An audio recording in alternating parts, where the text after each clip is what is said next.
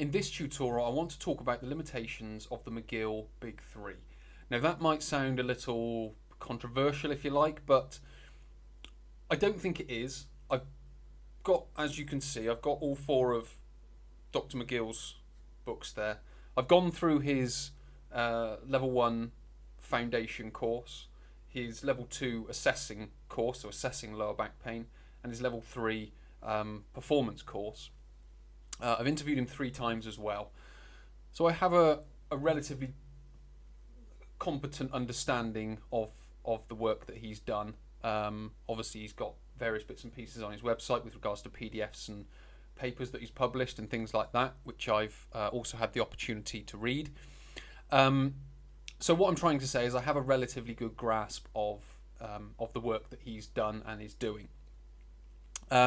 So where does this question come from? Well, it comes from a lot of people through my YouTube channel and through other social media platforms, them talking about, and I've had questions specifically about the McGill Big 3, in that they've been doing them for a long time, their cause feels stronger, it feels more stable, but they haven't reduced their lower back pain. And it also comes from a number of other exercises that people have asked me questions about. And in some respects, I can open this question out to all exercises, in so much as exercises have limitations, and they sort of, let's just say the first limitation is they don't necessarily reduce pain. What they are very competent at doing is building stiffness, building endurance, building strength within the core, helping stabilize the spine, helping stabilize the hip. So they're very good at that. What they don't necessarily do is reduce pain, because we have to address the pain trigger first. Because, and again, another part of where this question comes from is when I get contacted, people will contact me and say, what's the best exercise for this? Can you give me some exercises to help? So on and so forth. So it's the therapy or the rehabilitation of lower back pain in people's minds are centered around exercises. And what they're not doing is addressing the trigger of the pain, because the exercise doesn't necessarily consider the trigger of the pain, and it doesn't address that as a problem.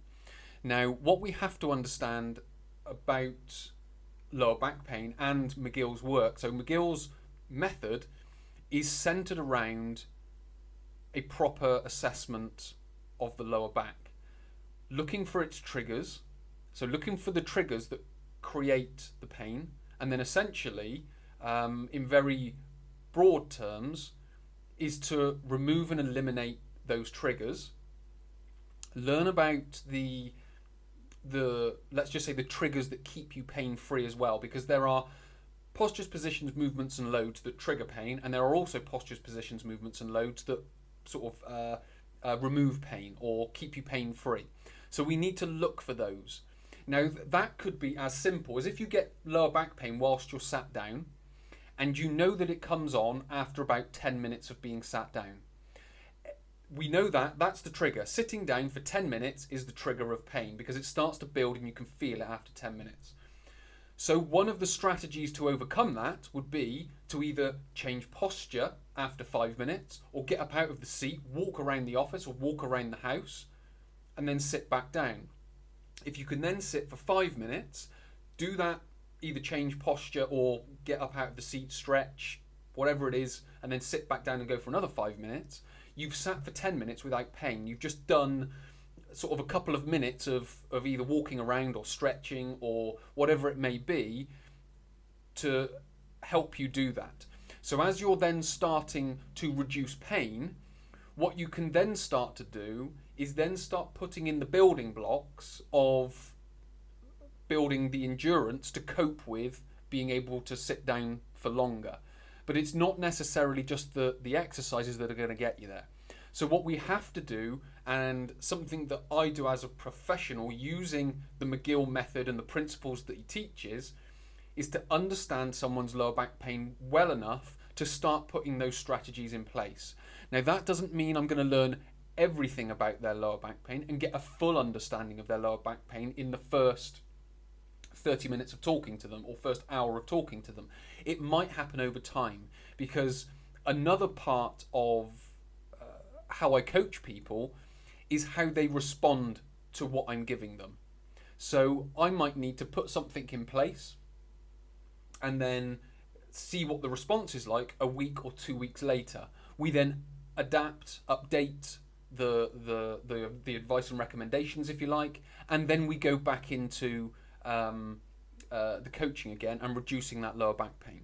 So with regards to the McGill Big 3,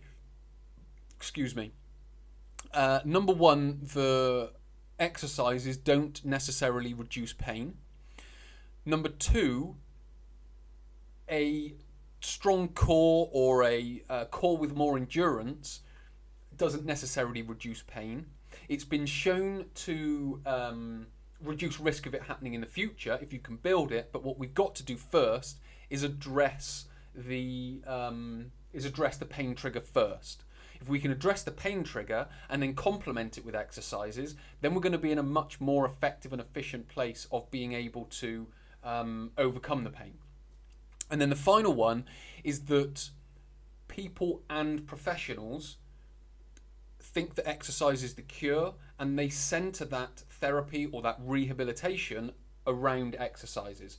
What we have to understand is that they are just a part, they are one piece in the puzzle. And what we need to understand about the puzzle is where the piece goes and when we need to put that piece in that place. And what might happen at some point is we might need to change the place of that piece in the puzzle. So what we are looking to do, and this is something Dr. McGill talks about on his course, is it's much more of an investigation into lower back pain, because everyone's lower back pain is specific to them. You know, I could have 10 different people all with a disc bulge, for example. And what will happen is each of them will have slightly unique differences in the way that's rehabilitated. Yes, it will have common threads and common patterns that go through all 10 of them, but what we will find is there are some uniquenesses. So if we just stick to the common patterns and the common principles, then we will only go so far. So we have to then look at those unique specific parts of their rehabilitation. And we have to think about, do we bring exercise in at the start? Do we bring it in sort of a few weeks into it, or do we bring it in more towards the end of their rehabilitation? So we have to work that out, is what I'm trying to say. So again, sort of to go again back sort of 360 into the limitations of the McGill Big 3 is I don't foresee in principle there being anything too controversial about what I'm saying, because I know McGill talks about lower back pain in this way. He talks about it as an investigation. We need to learn that about the lower back pain. We need to go through a quality consultation, a quality assessment of the lower back to be able to address these issues, and exercise is just one part, because as I've mentioned, so many people come to me wanting the exercise or wanting the exercises, but what they leave out is the trying to look for the triggers of the pain and trying to remove those triggers. And that again is something that when I've interviewed Dr. McGill that we've talked about at length, being able to understand and also to build in as a part of the rehabilitation, and it coming in quite early as well. So with regards to this tutorial, again, I'm not trying to be controversial. I'm not trying to negate the work that he's done, because I use the work that he's done and that he's doing with people with lower back pain. So I have an understanding of that, but what we have to understand is the context in which we put the exercises, and we don't build them up to be something that they're not. And unfortunately, a lot of people and a lot of professionals still hold exercises as the cure or the therapy or the rehabilitation means to get someone out of lower back pain, when we know that there are other steps to put in their place. So many thanks for watching, many thanks for listening. Please do add some comments below, it's great to hear them. So many thanks for watching. My name is Chris from Chris Fold Training. I'll speak to you in the next tutorial.